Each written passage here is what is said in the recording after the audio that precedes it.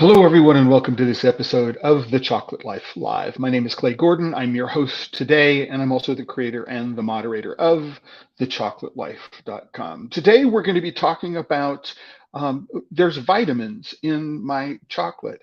And the reason why I'm talking about this today is because I'm in the middle of writing an article about innovation in cocoa and chocolate for International Confectionery Magazine. And I started paying attention to some news, what people were talking about that was innovative in the trade press. And a lot of the stuff that came up talked about things like functional foods. And what I wanted to do was I wanted to go and talk about that. What chocolate is, I mean, it's claimed to be an extremely healthy food, but why people might not think it's healthy enough for one reason or another. Why are we turning chocolate into a vitamin supplement or a vitamin delivery vehicle? Now, before I jump into today's topic, I want to remind everybody, if you're watching, go into the comments. Go into the comments and let me know where in the world you're connecting from. If you've got a question, you can also throw a question into the comments, and I'll get the question in the comments up on the screen, and we will get them asked and answered during the course of the live stream. Now, I also want to share the fact that for every single episode of the Chocolate Life Live, I prepare a post. So this is the homepage of the Chocolate Life right now. And if you go there, you can see I have queued up a whole bunch of things over on the left here. I've queued up a bunch of tabs that I'm going to go talk about during the course of the next hour. But you can see on the homepage here, I hope you can take a look at where my cursor is moving. There is a post here for this webinar. If you go click on that, you'll go to the post for today's live stream. So here I set up what is it that I'm going to talk about, give you an idea and an overview of what's going on, and I throw in some resources. Now, I'm going to be talking about a bunch of things over the course of the hour, and so after the live stream is over, I'm going to be going and updating the resources component. So you don't have to really pay attention to getting the URLs and the links of everything that I'm talking about today. They are all going to be listed here in the resources of this. And so if you're watching on YouTube, as I see, we have Mark from Blue Spruce Chocolate in Kittredge, Colorado. Good morning. Thanks for joining us today. And it's going, yeah, I will post on the Chocolate Life. So for everybody who's here, if you go to the homepage and you click in search and you type in the word, let's see, I know that the word archive is in here.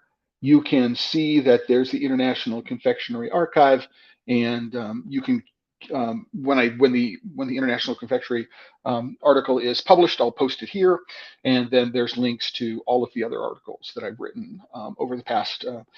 Actually, this issue, the June issue, is going to be the second anniversary of watching live. And with that, I want to go back to the post and say that there's a list of 8 items here, right? And a list of 9 items, actually. And I got those 9 items as a result of looking at this article or this post on Reddit. And this post on Reddit is, in my experience, very, very similar to many, many such articles. And they have been making the same claims over and over and over again. And what I want to do is sort of examine the claims and the way the claims are made, because chocolate can be a healthy food for you. And the word can is really important there, right? And we need to understand when professionals and non-professionals alike are equivocating in their claims. So as in the past, when we've talked about healthy chocolate, it's really important to understand where the information is coming from and what exactly it is that they're claiming. All right, so number 1. Top 8 health benefits of chocolate. Oh, by the way, this is the r/chocolate subreddit. I'm there as Discover Choc. It's an interesting subreddit. There's some stuff there. If you're interested in chocolate and you're not on Reddit, you can join the subreddit. And if this is the only one you join, there's some interesting stuff that goes on here. But number 1, 8 top health benefits. It's from some blogger somewhere in the world, any blogger. That should be a clue as to what's going on. And number 1, it's number 1, chocolate is good for the heart and blood circulation. And it says research has been going on for quite some time that has been found that chocolate is good for heart blood circulation, in particular the brain. In this regard, it was also confirmed by experts that dark chocolate can be used for problems such as autism, obesity, and diabetes. Now, autism, obesity, and diabetes doesn't have anything to do with heart and blood circulation per se, but notice there is not one link to any bit of the research that this person is talking about. And so, yeah, okay, maybe this person has some information and some knowledge we need to know about, but they talk about research and they don't actually cite the research. So we say, okay, let's put this on the back burner and let's go continue with reading the article. So chocolate reduces the risk of stroke. It says, again, researchers in Finland have found that eating chocolate reduces the risk of stroke by an average of 17%. So again, researchers in Finland, there's no citation for where this information comes from. Also, more importantly, they don't say what kind of chocolate. Is that eating 100% cocoa content chocolate? Is it eating 33% milk chocolate? There's no indication of what kind of chocolate was consumed in the study. And so we got to go, okay, no citation, no citations, no indications of what the chocolate is. Let's put this aside and let's go examine the next claim. Right. Next one is chocolate is rich in minerals. Dark chocolate is full of healthy minerals. 100 grams of dark chocolates provide 67% of the daily iron requirement. No citation here again. And we don't know 100 grams of what dark chocolate. So if we're doing an American dark chocolate in the semi-sweet category, quote unquote dark chocolate, in the semi-sweet category, then there might be only 35% cocoa content in it. Or we could be talking about a 90% dark chocolate. We also don't know if it's been any ingredient has been alkalized or otherwise processed. So making the blanket claim here that all dark chocolates are capable of delivering 67% of the daily iron requirement is not one that can be substantiated. Again, no link to any research, no indication of what chocolate is being talked about. Yeah, let's put this to the side and say maybe, maybe not. Chocolate reduces cholesterol. It has been proven that cocoa, it has been proven. Okay, again, no citation to any research that says it has been proven, right? Reduces the risk of bad cholesterol, LDL, at the same time increasing the level of good cholesterol, and reduces the risk of cardiovascular disease. These are, again, claims that have been made over and over and over again, but again, no citation, and no indication of what chocolate. So if this is, for example, a full cream milk chocolate, as opposed to a dark chocolate with no dairy ingredients, the effect is going to be different, perhaps. And so we need to understand what is being claimed and exactly what aspect of the chocolate. So it is the cocoa fat in the chocolate, it is the polyphenols in the chocolate. What is it about the chocolate that's contributing to these things? And notice, right, that we're talking about the health benefits of chocolate. But what is this picture here? It's candy, it's confections. What is the picture here, right? It's candy, it's confections. What is the picture here? It's candy, it's confection. Lots of sugar, probably lots of non-cocoa fats in all of the products that are being presented here. And that conflation of chocolate with candy, chocolate candy, is dangerous because many people would look at this and say, these candies are good for my health. And it may be that the sugar content in here is very, very likely that the sugar content in these, right, does not contribute to the heart health benefits they're talking about or any of the other benefits, especially when we look at number 5, chocolate helps lose weight. They're talking about candies here, or they're showing candies and they're talking about chocolate. Chocolate can help you. And here's, again, an equivocation we need to worry about. It says chocolate helps to lose weight in the headline, but directly underneath it, it says chocolate can help you lose weight, right? Neurologist Will Clower, I have no idea what his credentials are. I don't know what the research are. So we have one research making a claim that a small piece of chocolate melted on the tongue 20 minutes before a meal will cause the production probably, of hormones in the brain, which are responsible for the feeling of satiety. Thus, it automatically reduces the amount of food you are going to consume. Again, a claim, no link to the research. One neuroscientist, I would like to see the peer-reviewed study where we might find actual backup for this. Right. So chocolate is good for moms and babies.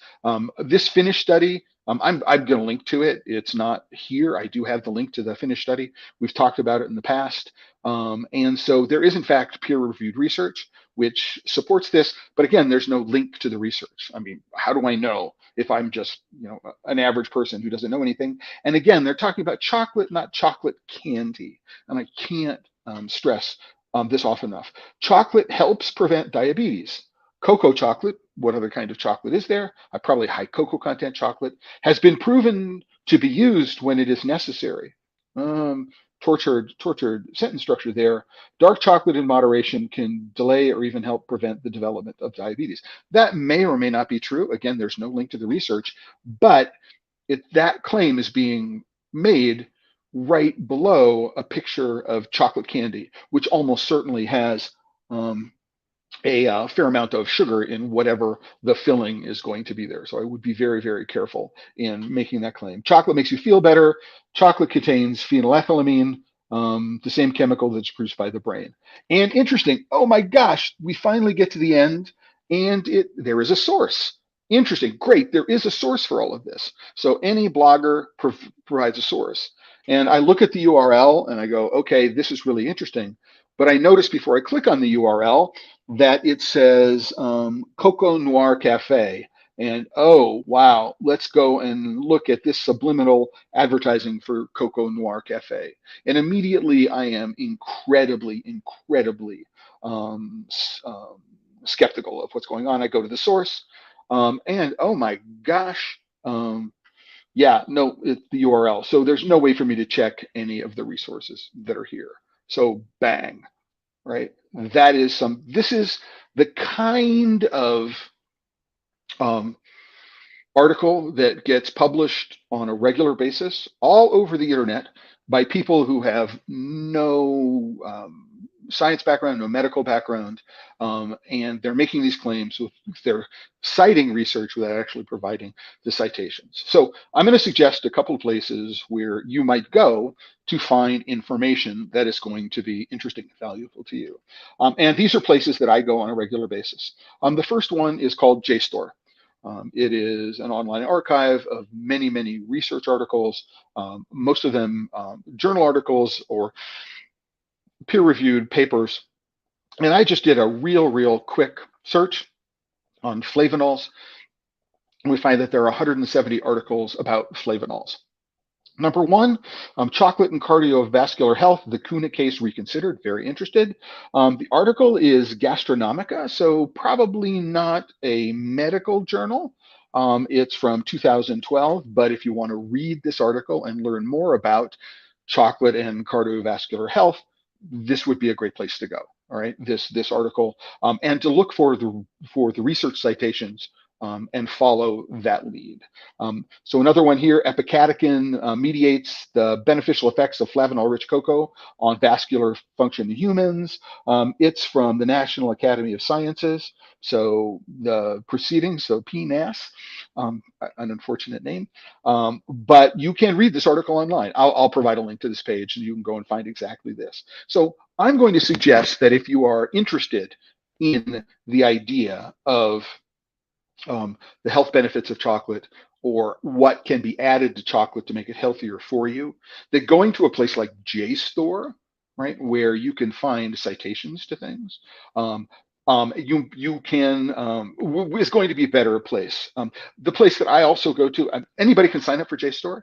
If you're a student and you have a university research library, you can connect through the university library, and you will have access to more articles than I do as a civilian. So it's really important to look at these places as sources for research. Now, there are also other places, PubMed and the other publications from research publications that are done that are available in places like PubMed. We see one of those on this page here, right? So we see sweet babies, chocolate consumption during pregnancy, and infant temperament at 6 months. This is actually the citation to the finished study that was referenced in the Reddit article. So it's there already, right?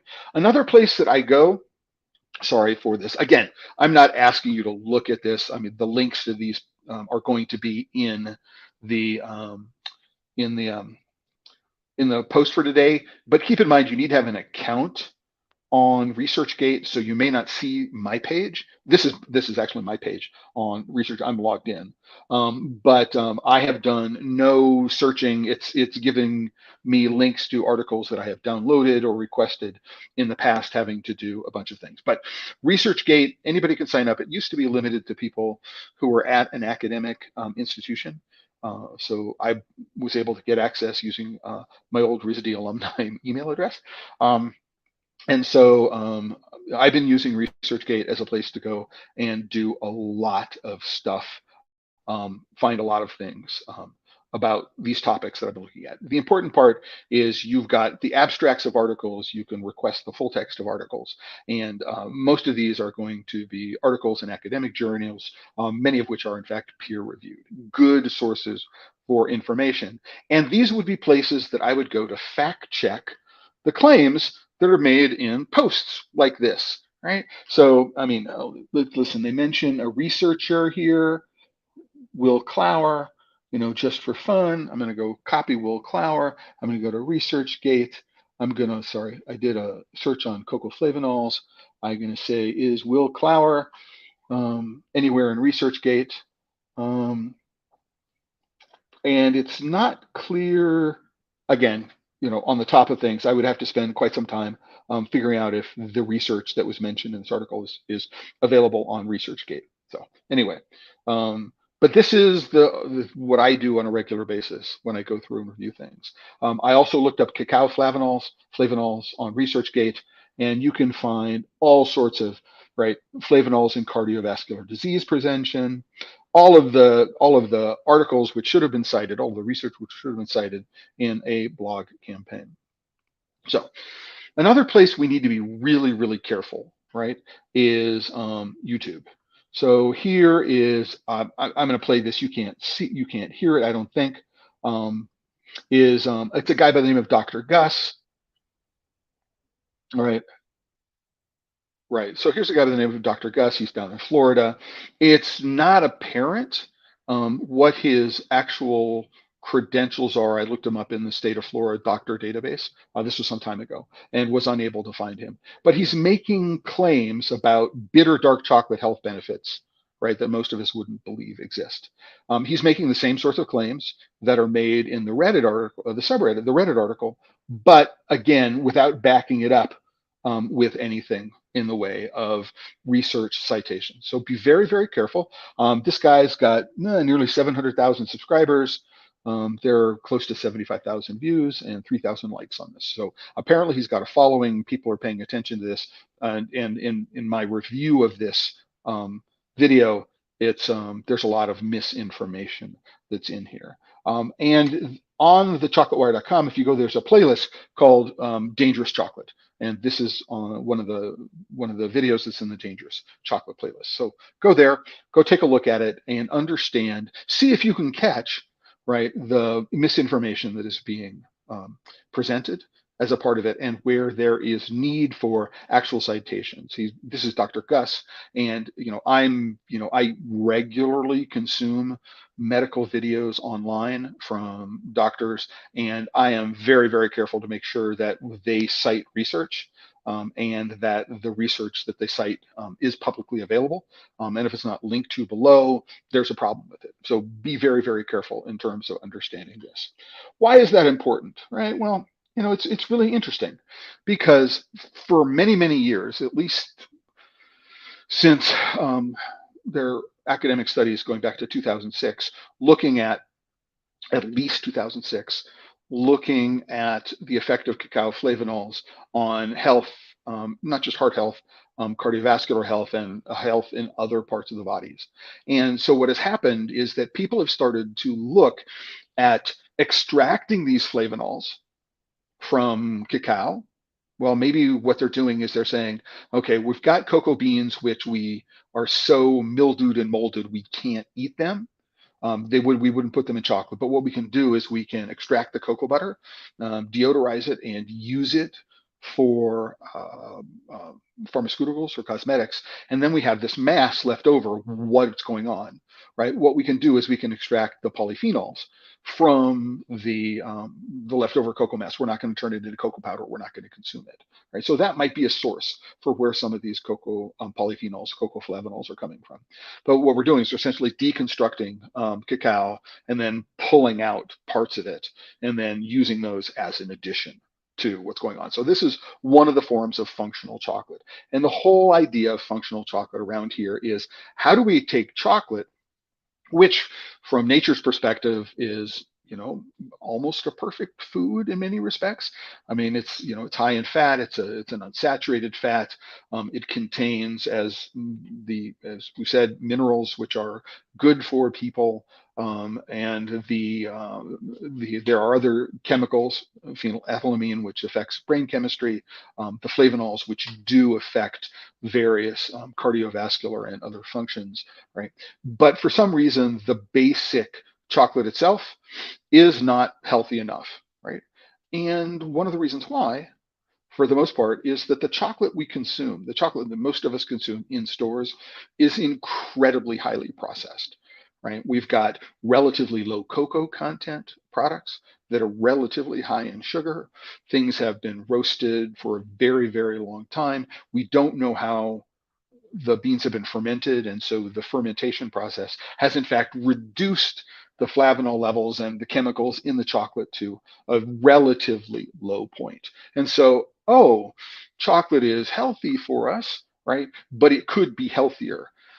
Not recognizing the irony that the reason why it's not healthy is because all this stuff we do to it and all the stuff we add to it is interfering with, right, chocolate's basic ability to deliver the potential health benefits that cacao contains, right? So it's important to understand that almost everything we think about, right, is healthy about chocolate is in the cocoa component. It's either from the non-fat solids, the powder, or the cocoa butter, the fat, which is technically also a solid because it's a saturated fat. Everything that we think about that's good with cocoa comes from, or chocolate comes from the cocoa component naturally, right? It's when it's very heavily processed. When it's alkalized, we just strip the chemicals out of it.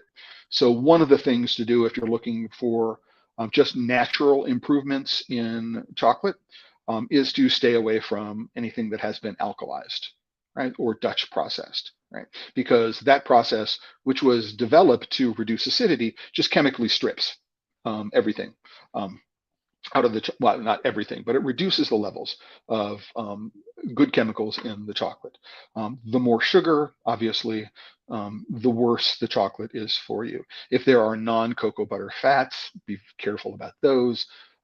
Not to the point where you wouldn't want to consume them, just be aware that they're in there. If there are artificial flavors, understanding where those flavorings come from, it's really, really important. Now, when we talk about functional chocolate, I want to be very, very clear, right, that while my position is I'm against the idea of turning chocolate into a vitamin delivery vehicle, I am not happy with the notion of supplementation, right? From, just loading it with this chemical and that chemical to quote unquote make it healthier for you. While I do have that position, and I'm hoping that it's a position that you, people who are watching here, will adopt as well, I am not against um, formulating chocolates which meet specific dietary requirements. So, for example, if you are gluten intolerant, you are in fact a celiac, right? That buying chocolate from a factory that says, okay, we're gluten free, or if you have a dairy intolerance, it's gluten free or dairy free. It's nut free. It's soy free, right? Formulating chocolates which meet these dietary concerns is not what I'm talking about when I'm talking about functional chocolate. Even when I'm talking about using an alternative sweetener. So I'm not a big fan of erythritol because I don't like the taste. There's been some recent research that says erythritol may be bad for you, that people are pushing back on that. It may not be as bad for you as was originally cited in the article. Other sweeteners, allulose, tagatose, I'm not a big fan of them necessarily. Generally, I find they need to be blended with things.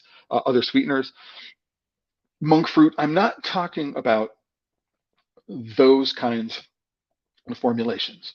What I'm talking about, let's go take a chocolate and add protein to it, right? For no reason other than we're going to add protein to it.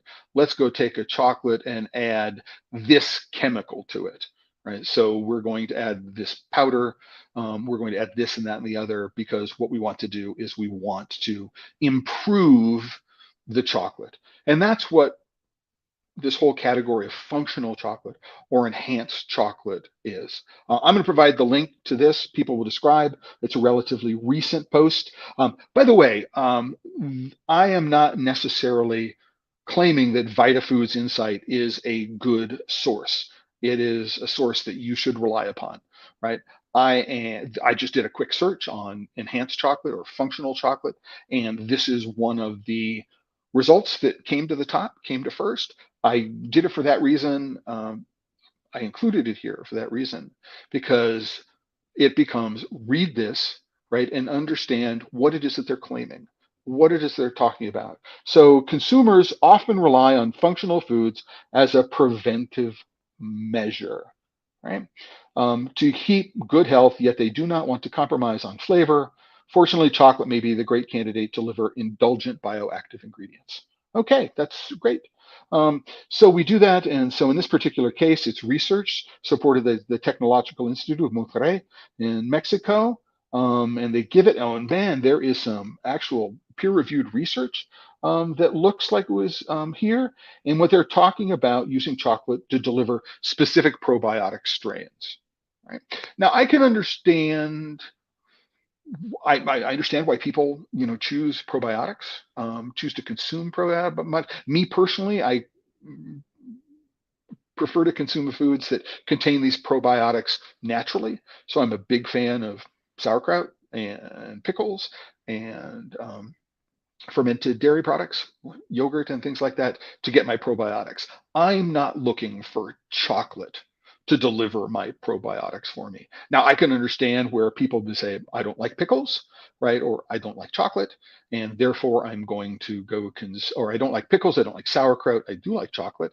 And therefore, what I'm going to do is I'm going to look to get, hey, chocolate as the way I'm going to consume my vitamins. Now, one of the things that's really important, and one of the reasons why I'm reading through this and I'm reminding it is, man, what they do is they talk about for the chocolate formulation, the researcher used a milk chocolate, and they're talking about a very, very specific milk chocolate. That's, it's unusual in any of this research to talk about doing it. They talk about which cultures they're using. So Lactobacillus plantarum, Lactobacillus rhamnosus, and they talk about how they're encapsulating them. I mean, this is right, interesting recount of the research. And what they're doing is they're saying that chocolate is a good vehicle for delivering at least probiotics in this bit of research.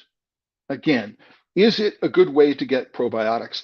I suppose. Well, I'm not. It's milk chocolate, so it's not an aversion of dairy. So that maybe I don't like yogurt because it's sour. Or I don't like sauerkraut, or don't like pickles or any other fermented foods, so I'm going to stay away from that. I don't want to take a probiotic pill. It's confusing to me, right, that what people want to do is how they want to focus on chocolate as a functional delivery vehicle. And I also have to question, if I'm using a 33% milk chocolate, how much sugar am I getting in this? So what does that sugar mean in terms of the rest of my diet? And so I'm really, really, really careful and really want to look and understand what it is that means. But I mean, going through this, I mean, this is better than many, many, many articles, because they talk about and cite the specific research and give you the background for what it is that goes on. This is a way to go take a look at it. So we're looking at a ResearchGate article. Chocolate enriched by extra virgin olive oil improves endothelial functions and oxidative stress. in diabetic patients. That's very, very cool. I like that. So apparently there is a synergistic effect between olive oil and cacao flavonols.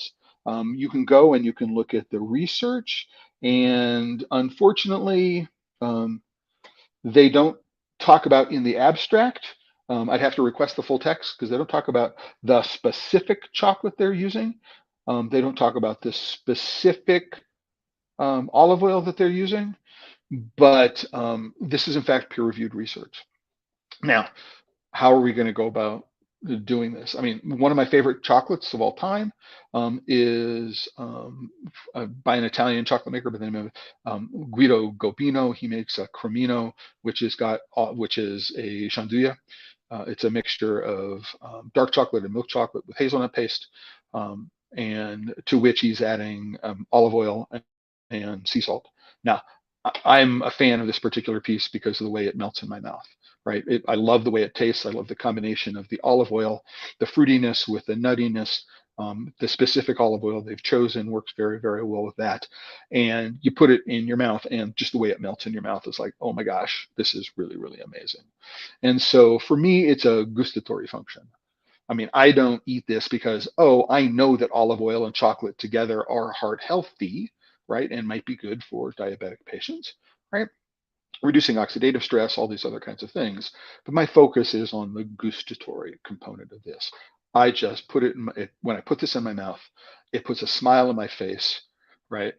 I relax, right? Which means my blood pressure goes down. And this is, one of the challenges I find for many functional chocolates is how do we tease out um, physical effects which are going to contribute to what's going on? How do we tease out them? So when I think about, things like improving heart health with chocolate, how much of it is because when I put it in my mouth and I relax and it smiles my face and it lowers my blood pressure? How much of the effect is associated with that kind of I suppose it's a confounding factor that we'd have trouble teasing out. Here in this particular result, they're talking about oxidative stress, right? And oxidative stress is something you can measure chemically in the blood before and after, and that's a good thing, and we understand what that is, right? But here again is some peer-reviewed research, right, which says that you can add good olive oil to chocolate and it will have an enhanced effect on what's going on.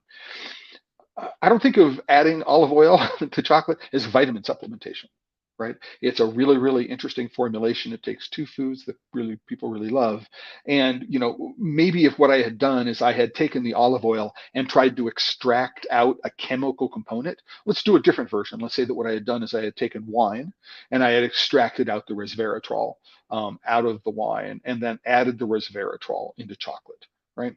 Is it better for me than drinking chocolate with wine? Probably because of the negative effects that are associated with alcohol. But uh, supplementing the chocolate with the resveratrol, yeah, again, in my mind, um, um, is not the way to approach the consumption of chocolate. Uh, so how and in many cases, what they're doing is this resveratrol, the extracted compound, is being put into a chocolate which is relatively low quality. Um, Resveratrol is often very bitter, so you're putting into a chocolate which has got a high sugar content in it, which negates a lot of the benefits of adding the resveratrol in the first place. Okay, but go look at these places. ResearchGate, Jstor, other places, PubMed are great places to do the research to understand what it is that the claims are being made. So for example, in the live stream we did a couple of weeks ago about heart health claims Barry Callebaut was making for their high polyphenol chocolates, it looks like that the claims that they could make were very, very restricted, right? So very, very restricted heart health claims. So we just need to be careful and understand exactly what the potential benefits are and whether or not you fit the category. Right. So why is, again, if you go to a search engine, here's DuckDuckGo, you type in functional chocolate, and you run into, well, what appears to be, I think that this functional chocolate 2.0, this is where I found the article I was just talking about, PR Newswire, probably not a good source for information. Blissful Planet, Blissful Plant, 2021 recently. It describes this, but these are not research sites. These are not places where you can go to unbiased information to find out what's going on in the chocolate. So one of the other ways that we think about it is not just vitamin supplementation, but we talk about adding things to chocolate to improve your libido, to help you sleep better, for any one of a number of issues that you might be facing. And you think that, an enhanced chocolate, a functional chocolate, is better than other ways of consuming these chemicals. I disagree. Unless, it's like, for example, here is a product, it's called Sexy Chocolate. It's designed to enhance libido in one form or another. If this were part of a ritual that I had put together with a partner, I can understand exactly why I might use it in that particular context. If I go, and I haven't actually done this, let's talk about Sexy Chocolate. So Sexy Chocolate, it contains a blend of botanicals, vitamins, and amino acid with something called Libby Femme, so for women, okay, a natural fenugreek extract, clinically proven, shown to promote feelings of intimacy. Um, and I would actually have to go do the research to find out about what Libby Femme is, and to find out about what fenugreek extract is and what it is that it does. It's also a 60% cocoa. It's okay. So it's not a high cocoa content, but it's not a low cocoa content chocolate. It is dairy free. It's milk free. Now that's an interesting. So is it dairy free? So it says it's milk free. So for example, often anhydrous milk fat. So anhydrous milk fat. So butter, oil, or ghee is used as an ingredient in chocolate. So I'd be interested in going and taking a look at the actual ingredients list on the back of the bar. It's not shown here. There is no photo. So again, I don't know exactly what that means, but it's, $8 for 50 grams, which is not, insane for a very high quality chocolate. I would be paying that for a good craft chocolate. I don't necessarily know that this is what I would pay for this bar of chocolate, not knowing what the chocolate is. I mean, my guess is this is an industrial chocolate. I would like to know where the chocolate came from, not just that it is GMO free, right? And by the way, from a chocolate perspective, there's no cocoa in production that is genetically modified. Right. So if any chocolate bears the label GMO free, and notice it doesn't have the GMO free label on the front, it's just claiming GMO free back, so it's not non-GMO product verified. What they're doing is they're referring to all of the other ingredients in the chocolate, not the cocoa content, right? Because there is no cocoa in production that is GM. We're using the understanding of the cacao genome to improve disease resistance, improve productivity, to improve flavor, among other things.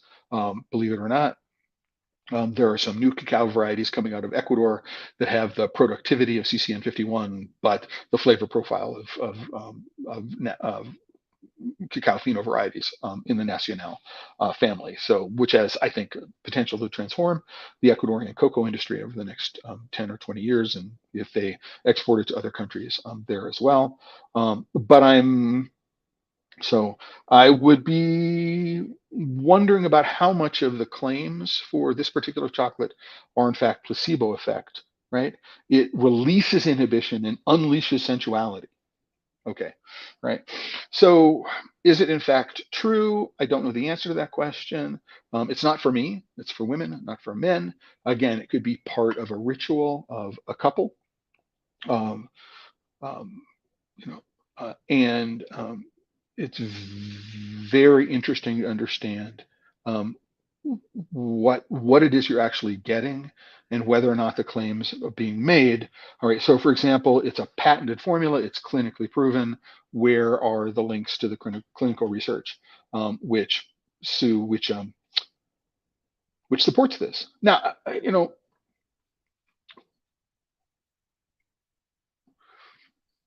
are all functional chocolates bad for you, right? Um, I mean, so for example, they have a product here which is designed to improve focus, right? Is something like a, a functional chocolate which provides focus and energy. Is it better than an energy shot or an energy drink? Maybe. Right. There is, in fact, some nutritive value or potential nutritive value in the chocolate associated with the fat, associated with other chemicals that might be in the chocolate, right? That might make it better than just a straight little energy shot or a huge energy drink. And so I personally would probably take a functionally enhanced chocolate for some functions like focus if I believed in the ingredients that were active. So let's talk about, what do they talk about? What's in brainy chocolate? Let's talk about energy chocolate. So it looks at taurine, which is in most energy shots, tyrosines, schizandra berry, green tea extract, many of the things that we find in these um, other products which are designed to promote energy at 50 grams, so an ounce and a half roughly, at $8. It's more expensive than an energy shot. In many cases, it's be more expensive than an energy drink. But there are, in fact, some benefits, some other nutritive benefits associated with the chocolate itself. So this is where we need to sort of draw a line, right, about functional chocolate. In my mind, functional chocolate and vitamin supplementation in my chocolate. So are there chocolates where they're adding vitamin A, vitamin B, vitamin D, all of these kinds of things directly? Yes and no. One of the places where supplementation is being done mostly is around these extracts of polyphenols. So one particular extract is from Mars. The product's called cocovia. You can just a search for cocovia. It comes up advertising, Amazon. So they want to sell you this stuff. And if you actually want to go find out information about cocovia, what is cocovia, and you want to do it independently from Mars, right? So the first entry, halfway down the first page, is Wikipedia. Wikipedia may or may not be a good source of this information for it, but then we have an article at Harvard. Hey, okay. So let's go to the Harvard study. And it says they're talking about a chocolate product which was fortified by these cocoa polyphenol extracts. And it says chocolate is typically not part of a heart healthy diet. This is really interesting because all of these other sources are saying that chocolate is healthy for the heart. So what does Harvard know? What does Harvard Health Publishing know that other places don't know? But this is back in 2006. So there's been a lot of research since then, which might have overturned this particular opinion. Again, understanding the date at which a bit of information has been published is also hugely important to understand whether it can be trusted. If something is now 17 years old, I would go and look to see if there is other research. Unfortunately, I am not subscribed to Harvard Health Publishing. Maybe I will to see if I can get access to this report and others. Right. But I'll find out. Well, it's $5 a month. Maybe not at this point. But they are talking about, but what if chocolate delivered substances that are good for the heart? Mars, the makers of many products, is rolling out Cocovia, a line of chocolates laced with plant sterols and flavonols for what Mars calls real chocolate pleasure, real heart health benefits. Now, there's a heart health claim there that would um, need to be recognized by the FDA. I'd have to go and look in a database somewhere to find out if there's in fact a qualified health claim for cocovia that has been registered with the FDA. This is 2006. It would have had to have been done by then in order for them to be able to make this claim publicly anywhere. So interesting to know. So plant sterols can, quote, it's important, can lower cholesterol, and flavonols may help keep our healthy arteries flexible. Important. Healthy arteries flexible. If your arteries are already started to get stiff, then maybe cocoa flavonols may not help. Again, this is 2006. The research may have changed since then. But you must eat at least 2 portions of cocovia every day to get the amounts of plant sterols and flavonols necessary to deliver these benefits. Right?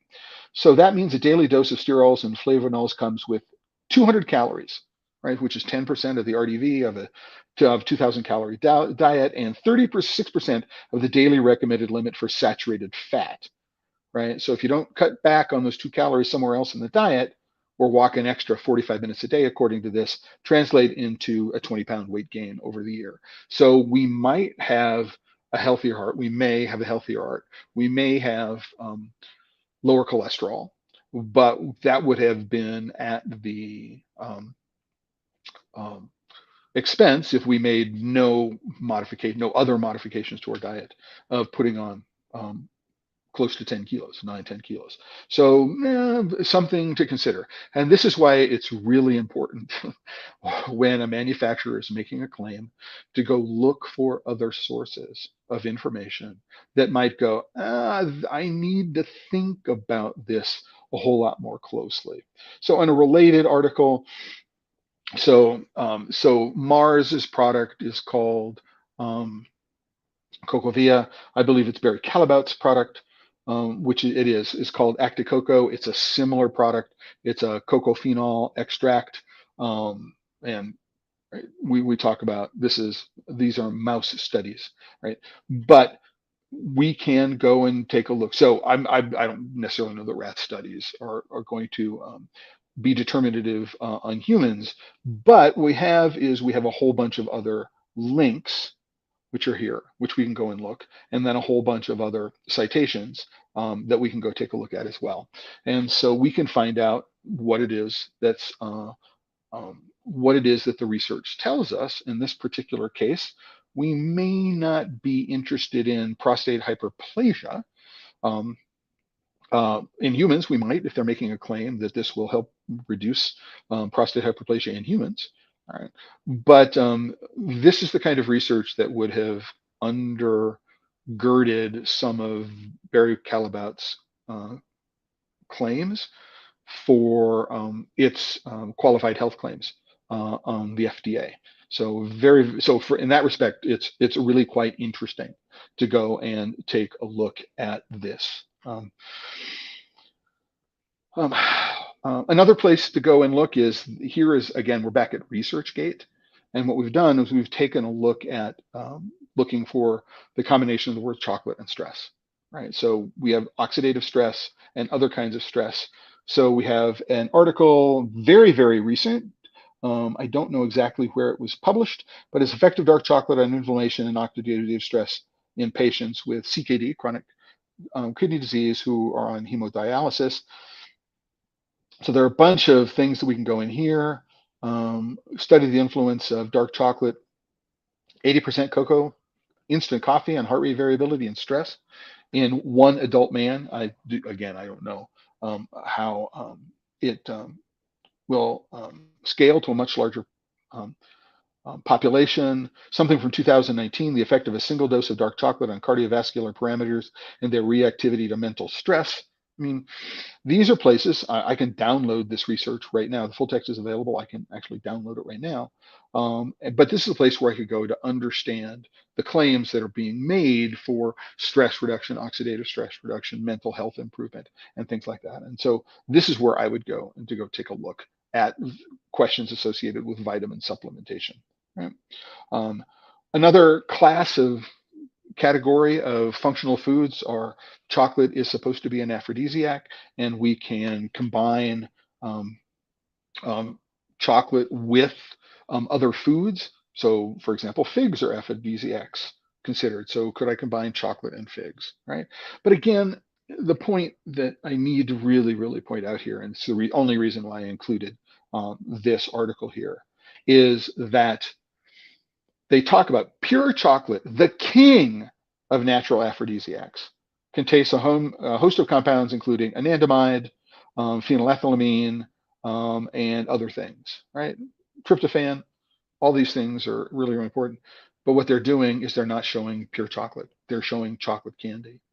So if somebody is not paying close attention when they say, ooh, chocolate is good for me and chocolate is an aphrodisiac, they might be looking at chocolate candies and not a pure chocolate. Right? Um, I, I don't know if this is deliberate. I don't know if it's just a complete misunderstanding, but that jarring juxtaposition for me, right, is they're showing picture of candy, right, and then talking about pure chocolate seems to me a real challenging, real challenging problem to go and try to deal with.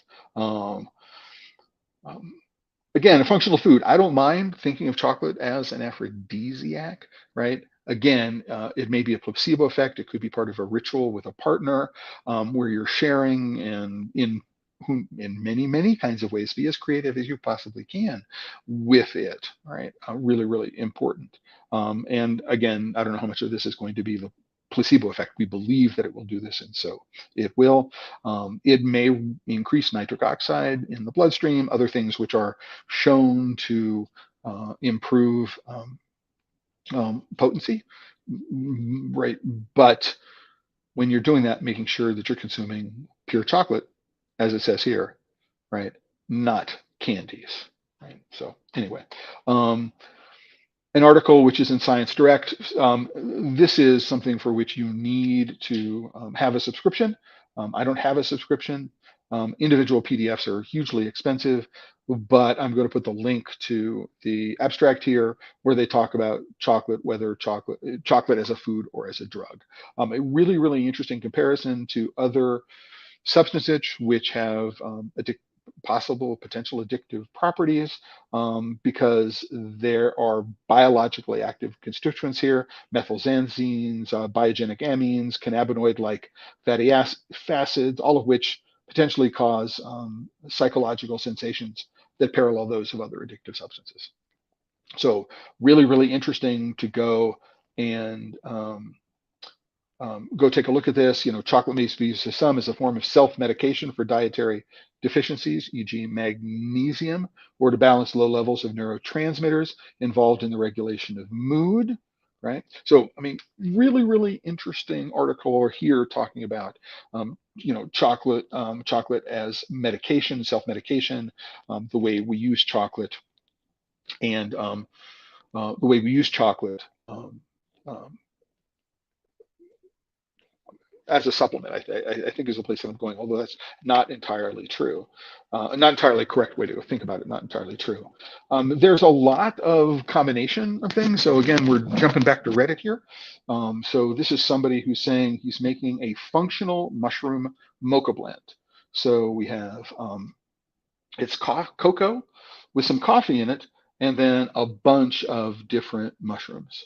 So chaga reishi, cordyceps, turkey tail, and lion's mane. Um, Again, if I'm drinking coffee, I want to drink coffee.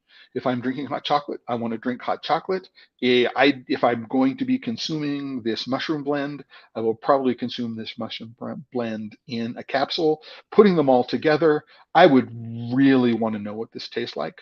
Um, I'm not interested enough to actually go out and spend money and buy it to figure out how tasty it is. But for me, I personally don't understand why I would put these things together. Is it just convenience? I can have my mocha and all of these things in one, and I don't need them separately. I would want to know if it's good coffee, right? That's in this blend. There's no indication of if it's good coffee. It just says it's gourmet. I have no idea what cocoa is being used in this. There's no back panel, so I don't know if it's alkalized cocoa or powder or what form the chocolate is. And there are lots of questions I have about this. But again, right, right, for me, right, and when I think about wrapping up the last hour, chocolate on its own, right, if especially when there are not large amounts of sugar, right, and especially when it is not highly processed, so not alkalized, for example, not Dutch processed, chocolate on its own can be a a a part of a healthy diet. And why would it be a part of a healthy diet? Number one, right, is you put it in your mouth and it makes you smile, and it lowers your blood pressure. And so if you make chocolate sort of part of a just regular chocolate, part of a regular um, sort of conscious intent meditation ritual, right? Um, the fact that it contains other chemicals in it, which are good for you, right, is bonus, right? I don't want to spend my time thinking about, is this chocolate healthy for me? Or am I consuming the healthiest chocolate? Or I'm going to buy chocolate which has got all this stuff added to it, right? I want to focus on finding chocolate. I want to focus on chocolate. Let's get here. I want to focus on chocolate that makes me feel good. I want to focus on chocolate that puts a smile on my face. I want to focus on chocolate that I know is produced responsibly, so ethically and responsibly. And so I can feel good just putting it into my mouth, right? I am not looking, right, to purchase a chocolate that has been um, to which very highly processed ingredients have been added. That strikes me as sort of being antithetical to the way I approach consuming chocolate, and hopefully it's the way that you approach consuming chocolate. As a chocophile, as opposed to a chocoholic, what you are looking to do is you're looking to consume chocolate that you like, that gives you pleasure, um, that where you can explore all of the different flavor profiles of different origins. And I don't care if it's a high cocoa content chocolate, if it's a dark milk chocolate, it's whatever makes you feel good. Now, having said that, I mean, if you're looking at a white chocolate, it's got high fat, it's got high sugar, it doesn't have any of the non-fat cocoa solids, which contain all of these other chemicals that we're talking about, affect brain chemistry and mood and things like that. So if you are going to make white chocolate part of your ritual, I would consume it in very small quantities, taking a look at the calorie intake, and adjusting your exercise regimen to be able to do it. But there is nonetheless value in just sitting still, right? Relaxing, being calm, putting something in your mouth that makes you feel good, right? And that cannot be overlooked um, in a in an environment where taking shortcuts. If I take this pill, I will get better. If I take this vitamin supplement, it will solve my problems. I don't need to make other changes in my life to go do things. I mean, if you are truly interested in consuming the healthiest form of cocoa that you possibly can, what you want to do, unroasted cocoa nibs is probably the healthiest form, right, that you can consume in. And what would you do with them? Throw them into smoothies, throw them into salad, then throw them into other things, oatmeal, for example, or other breakfast cereals. And these are the ways to consume chocolate in the ways that are healthiest for you. After that, it would be a roasted cocoa nib, right? Why would you roast the cocoa nib? They just taste better, in my opinion. I can eat very, very small amounts of unroasted cocoa nibs. I can eat larger quantities of cocoa nibs. Um, there is some research which suggests, I would need to go and find it, it's now quite old, which suggests that small amounts of sugar in conjunction with consuming chocolate actually makes the chemicals in the chocolate more bioavailable. So that's an interesting thing to consider. So not 100% sugar free, not sugar replacement, but some small amounts of sugar do in fact increase the bioavailability. And the other thing to really, really consider is that right now there are no recommended daily allowances for any of these chemicals, which people, especially the polyphenols, which are into chocolate, which are being added to chocolate. So we don't know where efficacy is, and individual bioavailability and diet and other kinds of considerations would mean that I can take better advantage of them that other people can. And so we need to understand what's going on in our bodies, not necessarily what happened in a clinical trial, or we go look at the clinical trial results and find out which cohort I fit in, right? And if there are confounding factors like, oh, are you diabetic? I mean, do you have some sort of kidney disease? There are lots of things which would affect the way your body uh, digests and absorbs these chemicals. So we need to be very, very careful to understand exactly what it is that we're talking about and all those things.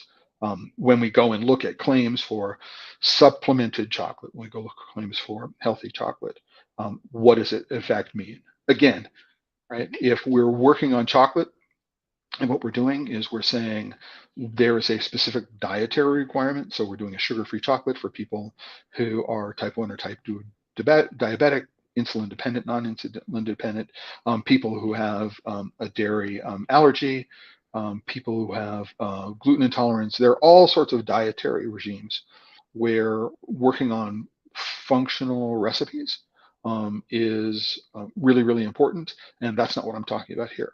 I'm not talking about so much about functional chocolates where the goal is to do things like enhance mood and things like that.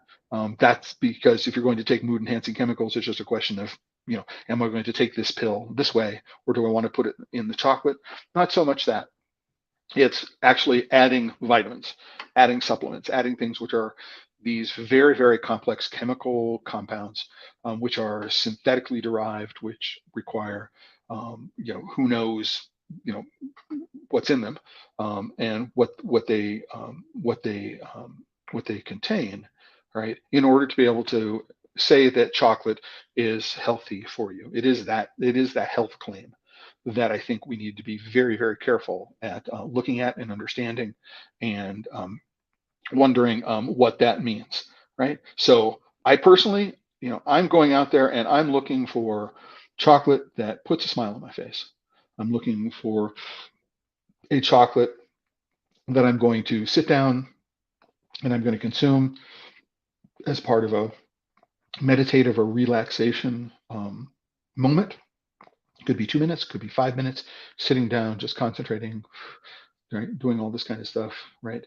Putting a smile on my face, making me happy, right? And that is really, really important to consider as a way of using chocolate as part of a healthy diet, rather than saying, oh, I'm going to use this rather than a gummy bear vitamin, or something like that. I mean, which is, I think, another thing we need to be really, really careful about. So we're at the hour. One other thing that I wanted to talk about before we left was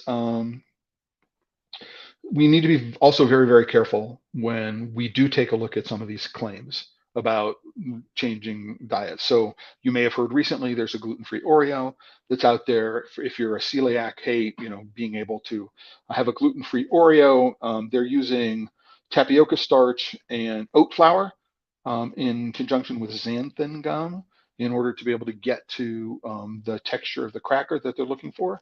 With some cornstarch, really, really important. There's cocoa, which is alkalized, but number one ingredient is sugar. After the cocoa, the next ingredient is an inverted sugar. That's to keep things moist. But we find that 3 of these Oreos, they don't even look like double stuffed Oreos, deliver 26% of the recommended daily value of sugar. So 3 cookies, 26% of the daily value of sugar, but they're gluten-free. And so when we think about innovations and health and things like that, we also want to be careful, right? When we're making products for a specific dietary regime, that we're not causing a problem that was not maybe not an issue in the first place. And with that, we're at the end of the hour. This is the homepage of TheChocolateLife.com.